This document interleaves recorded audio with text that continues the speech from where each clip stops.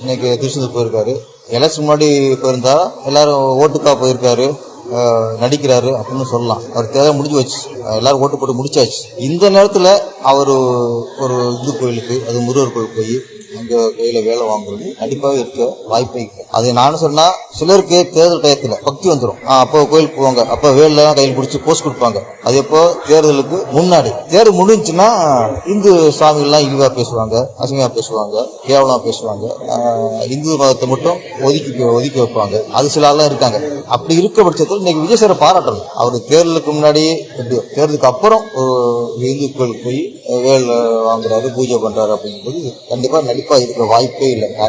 நடிப்பா இருந்தா எலெக்ஷன் முன்னாடி பண்ணிருக்கணும். அதோட நான் விஜய் சார் நான் பாராட்டுறேன். நல்ல வேலை நீங்க தேர்தலுக்கு முன்னாடி போய் வேலை கையில பிடிக்கல, உங்களே ஒட்டுமொத்தம் நடிப்பிட்டு இருப்பாங்க.